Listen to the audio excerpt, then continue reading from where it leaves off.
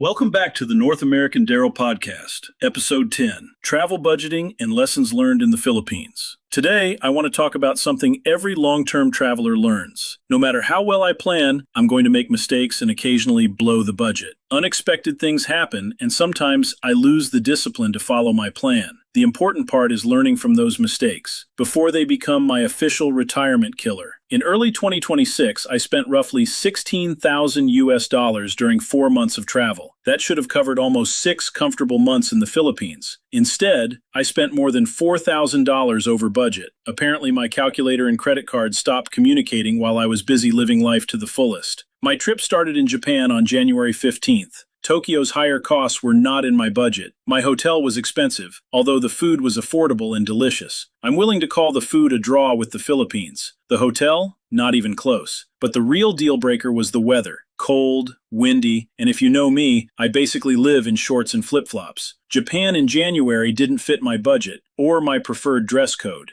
After 1 week, I pulled the plug and flew to the Philippines. I'll return during spring or summer, with a better plan. I also celebrated my 54th birthday in Hong Kong. Flights, hotels, food, and sightseeing cost well over $1,000. Worth it? Absolutely. Cheap? Nope. Budgeted? Absolutely not. Another budget killer was island hopping, one of my favorite activities. Every side trip seemed to cost between $200 and $500. That doesn't sound terrible until I keep doing it. By the end of the trip, island hopping had added another $2,000. Money well spent? Yes. Money I had budgeted? Not even remotely. My biggest mistake wasn't actually in the Philippines. It was everything waiting for me back home. While I was enjoying paradise, I put reality on the back burner. Property taxes, income taxes, higher health insurance premiums, Jeep repairs, condo maintenance, about $5,000 in expenses I already knew were coming. I asked my financial advisor for another $10,000 from my portfolio. Fortunately, my investments had performed very well while I was away. Financially, it wasn't a crisis. Mentally, it was a wake-up call. I realized I had been using the strong stock market as my security blanket. That's a very dangerous security blanket. Every month, my investments kept climbing. Even after months of travel, my portfolio was roughly where it had been when I left. That made asking for another $10,000 feel easy. Way too easy. Ignoring my financial plan bothered me more than the money. If the market had taken a turn, this could have been much worse. Whenever I return, I review my expenses and figure out where I could have saved money. Let's just say, this trip gave me plenty of homework. I signed up for Rocket Money to analyze my spending. The results were clear. I overspent in almost every category for 3 straight months. I paid for an app to confirm that I spent too much money. That's budgeting irony at its finest. The good news? I can recover. The better news? I learned from it. My expenses back home in Mesa are manageable. I just need to keep them on the front burner, even when I'm sitting beside the ocean in Cebu. The Philippines makes budgeting easier when I pay attention. The US dollar goes far there, and returning every year gives me a predictable routine and discipline. My income plan for 2027 is straightforward. My Mesa Airbnb should generate between $10,000 and $15,000, as in previous years. My investments should provide another $24,000 to $36,000. My spending budget will be approximately $36,000 a year, or $3,000 a month. I'll also maintain an emergency cash reserve and available credit. But having a $50,000 credit limit does not mean I should conduct a $50,000 experiment. I now have a clear plan going forward. I finally found a place I want to return to every year. A realistic budget feels like a huge win. I'll test the plan during a 1-month stay in Cebu in the summer of 2026. The goal is simple. Stay on budget for 1 month before attempting 4 months in 2027. I know the plan will need a few adjustments. It just can't require another $10,000 adjustment.